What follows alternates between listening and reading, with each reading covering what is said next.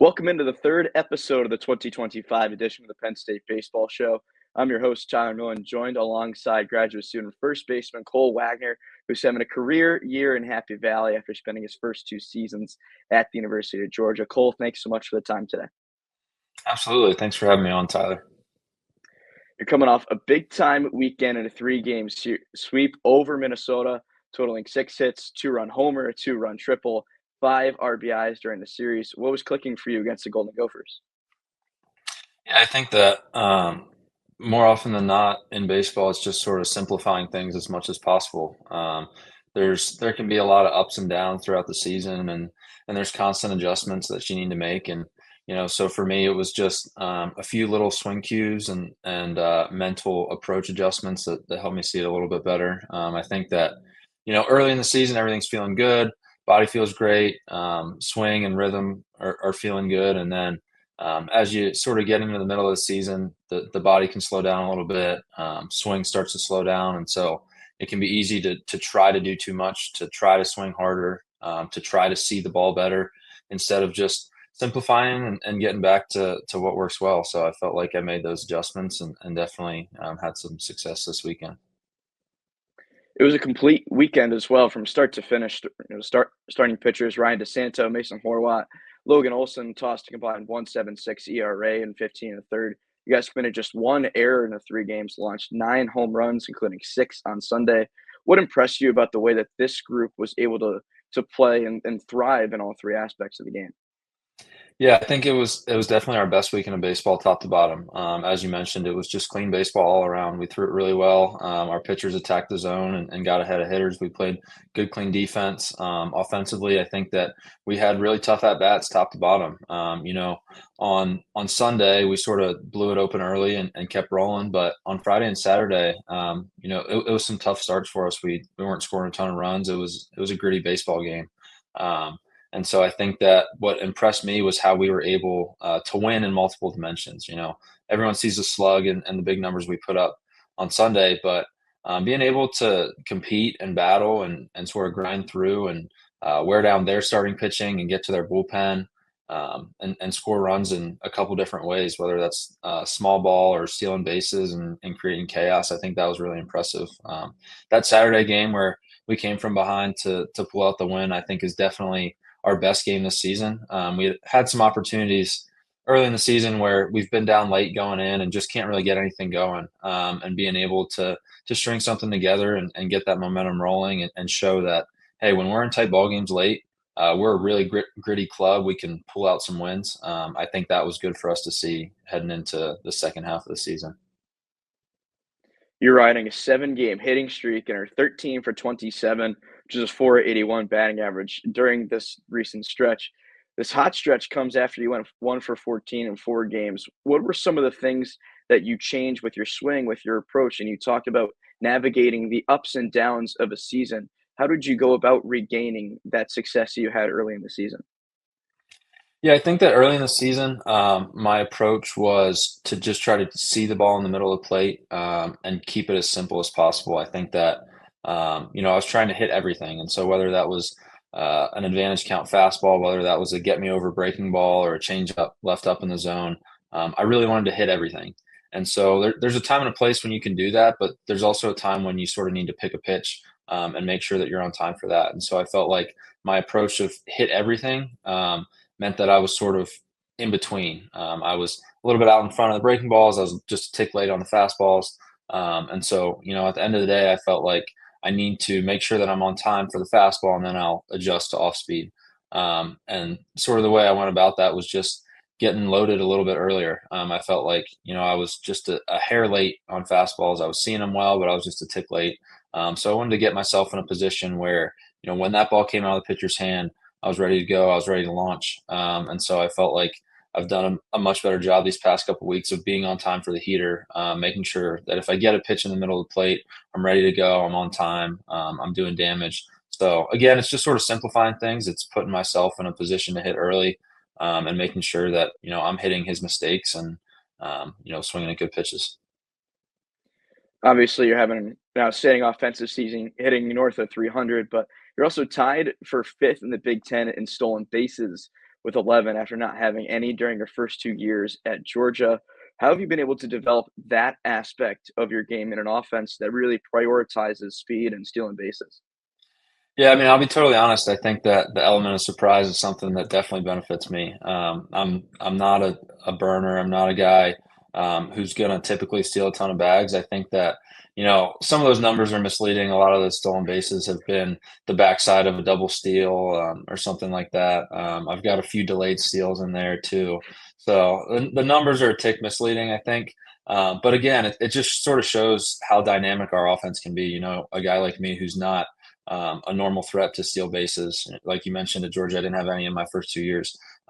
So I think that, top to bottom, the fact that we can put pressure on opposing defenses with everyone in our lineup is something that makes us a lot more dynamic. You talk about how dynamic this offense is, and this group has scored 10 or more runs in 18 games this season. It's top 15 nationally in both home runs and stolen bases. Exciting is it for you to be part of a group that has such a unique blend of speed and power? I think it's fun knowing that you're not sort of limited to score runs one way. I think that for some ball clubs, you show up to the park, and if it's playing big and the wind's blowing in, you sort of hang your head and you're like, "Oh, it's going to be a tough one today." But I think that when we show up and we see that, it's like, all right, now it's time to dig deep, and it's time to you know execute really, really well. It's time to run the bases at a super high level. We can put pressure on their defense by creating chaos and creating some havoc on the base paths. And you show up to the ballpark and the wind's blowing out. I think that we know that plays to our strengths too. We can slug it with the best of them. So I think that we're built to win in a bunch of different environments and conditions, which makes us really dynamic. I want to take you back to the time after your first 2 seasons at Georgia. You decided to step away from baseball. I took the 2024 season off. When we talked earlier in the spring call, you said the year that you spent away from baseball taught you more about the game than the 16 years you spent playing it. What did you learn about yourself during that time off, and how did you help yourself refine your relationship with baseball?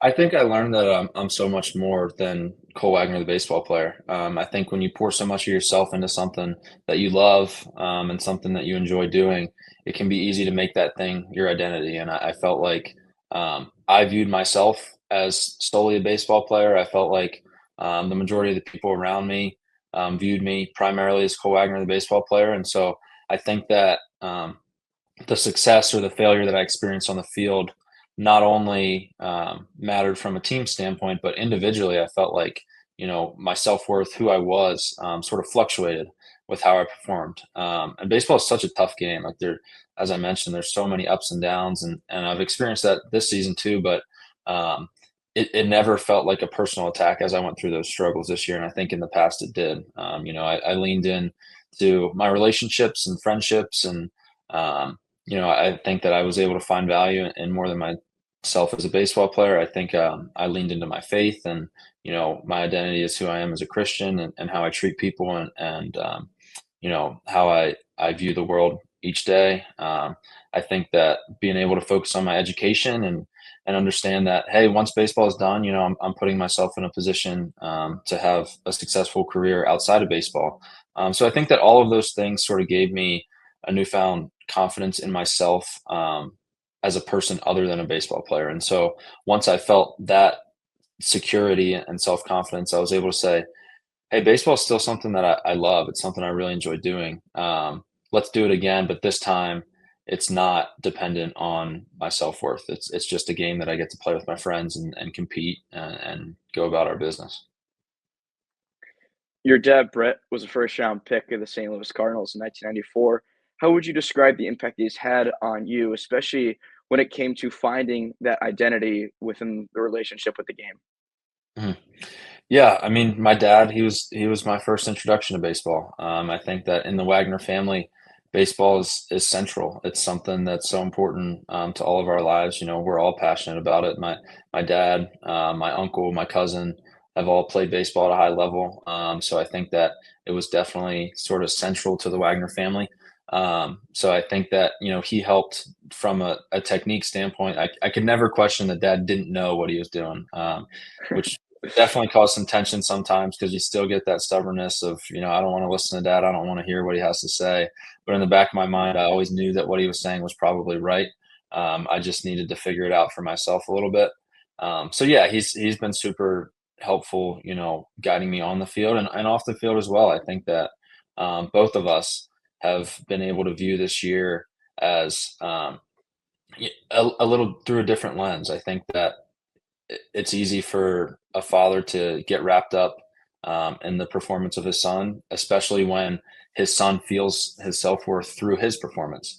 And so I think that him being able to see that, baseball's something that I love to do, but it's not who I am. I think that he's able to enjoy it a lot more too. He doesn't have to live and die with every pitch or every at bat like maybe he did before. And so I think that this year's been beneficial for both of us being able to find that freedom to just love the game and enjoy it again. You're taking a 4-game win streak into this weekend's homestand against USC, who's a pitching staff that's third in the conference in strikeouts. What's the approach going into facing a very good Trojans team at Miller Field, Lebrano Park this weekend?